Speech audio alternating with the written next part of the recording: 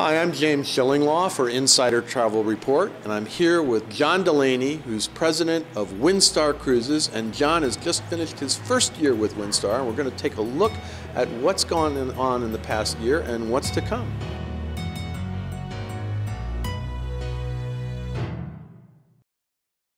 Now, John, as I said, this really marks your first year with Windstar. It does. Talk a little bit about what you've seen and what you feel you've accomplished in the past year with the ships. Absolutely, James. You know, it's been a year and a month almost exactly now.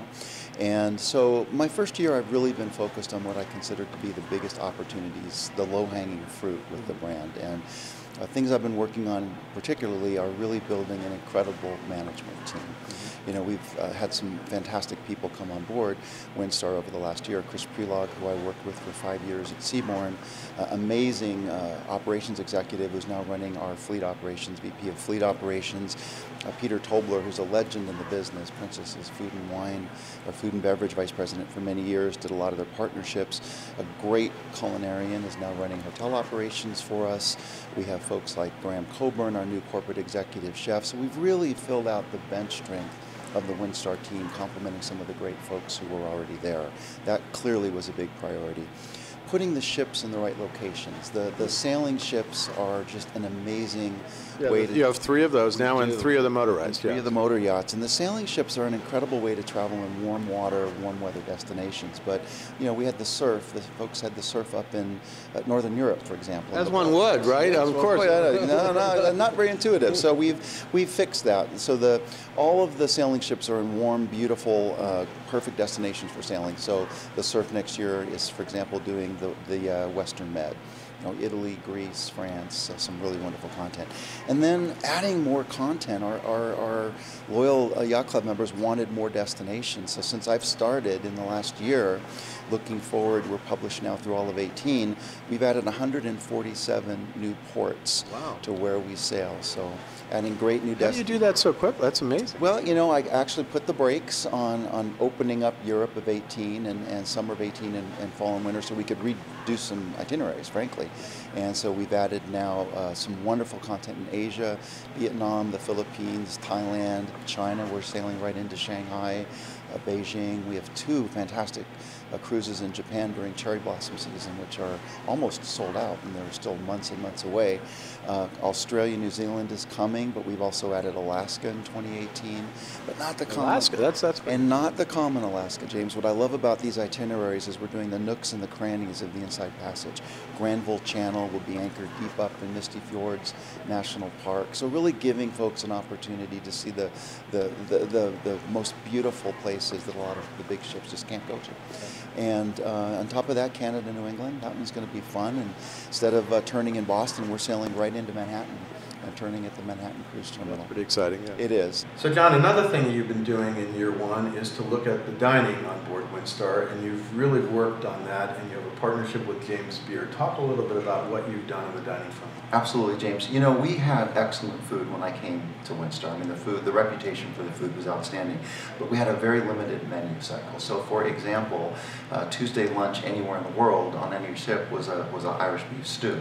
And you didn't like Irish beef stew? I love Irish beef stew, but I was on the Pride in Costa Rica, and it was 92 degrees and beautiful beach weather and Irish. Perfect. So so looking at opportunities like that to really make sure that the menu suits the destinations where we're sailing. You know, we have this wonderful new partnership with James Beard Foundation where we're now their official cruise line.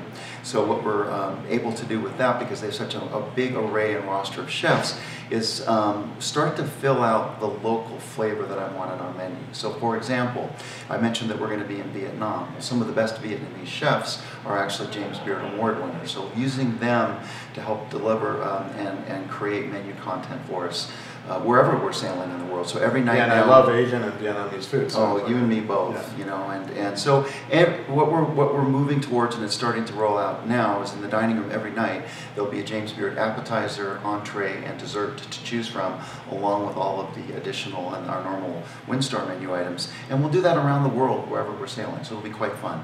And then also the chefs that they bring on board. Hugh Atchison just sailed yesterday with us on a cruise from Lisbon to Barcelona, so bringing that kind of talent out in front of our guests, cooking demonstrations, one-on-one meetings. You know, the great thing about our little ships is the fact that Hugh will be out and about. People have a chance to interact with them, potentially dine with them, do a shore excursion. So it's a really wonderful way for guests to get to know some of these amazing culinary talents. And another thing you're doing is really working on, you've staffed up and got some great new people on board, but you've also been working on your partnerships with travel agents, right? We have. You know, I with now 14 and a half years in this business, I believe very strongly and know the value of the travel agent community. When I came into Windstar, it's an area of huge opportunity for us. We weren't known, frankly, as the most travel-friendly brand. We've launched Star Promise, which is a great platform and pillar to support travel agents. And the reason I'm here at Virtuoso is this is one of the most important relationships that we have. Also, we need to expand our global distribution. We were too North American centric, and as you know, Virtuoso now, very global, great partnerships in Australia, and they're out into the UK and other parts of the world. So there's no better organization to work with, you know, really trying to grow your distribution around the world. So all right, so that's year one, and it's been a great year. You've accomplished a lot. What do you see going into 2018? What do you see for next year for Windstar? You know, now the fun starts, if I can put it that way. I mean, year one was kind of fixing or really taking advantage to try to fix the low-hanging fruit and opportunities. Now it's about really having fun with product delivery, what we do in the destinations. You know, with little ships like we have, the small ship cruising, you know, I really believe we can own destination delivery. When you just have 200 people on a ship, you can do more. You can do more personalized stuff, access to things that folks can't normally get to. Good example, I hosted a cruise in May, and we were able to arrange, for the first time ever, access to a third-generation limoncello factory that's way up in the hills above Sorrento in an old monastery. They don't do tours to the public. This wonderful family hosted us. We got to taste their local wine that they make, cheese that they make, salami that they make, and of course their amazing limoncello. And there's things like that we can do all over the world. So that's so more experiential, more overnights, more things like that. Absolutely. I mean, it's perfect, and it's what our travelers are looking for, and what I believe small ships can deliver exceptionally well. That and really enhancing the onboard product. You know, we're one of the few brands that have an open bridge policy. I want to really bring that to life. A lot of our guests love to, for example, come up in the mornings early when we're sailing into a port. I want to have the best coffee on the ship, on the bridge. We're going to call it the Bridge Roast, and we're going to really create a wonderful interactive experience up there for folks, because they love that part of it. That's part of why they're sailing with us. Yeah, and years ago when I was on Windstar, I did have the opportunity to go up with the captain and watch him as he came into port, and it was so casual and so nice, and felt so much part of it. Now, he didn't let me steer, but I wanted to steer, but they wouldn't let me, but you never. We won't be that interactive. But certainly people can see what we're doing with the charts and follow along with the pilots and stuff, and it's really a lot of fun. It's one of the highlights of sailing. Well, congratulations on your first year with Windstar. You've been doing great things, and it looks like you have great ideas for the future. I know you have great support from your owners. We do. And talk a little bit about that if you want. You know, that's one of the strengths of Windstar, candidly. We have fantastic ownership. They're very supportive. But what I really love about it is it allows us to be quick and nimble. We don't have a lot of bureaucracy we have to work through. If we have great ideas, we can just jump on them, execute them, and bring them out to the ships, you know, in a matter of weeks, not months. So that's a great asset. Well, it's nice to be in a small company with small ships, both motorized and sailing. Yes. And we're looking forward to great things from Windstar. I know you have a loyal following, both in the trade and among your passengers. We do. Thank you so much, James. I appreciate the time. Always good to see you out here. Great to see you too, John. And I'm James Shillinglaw for Insider Travel Report.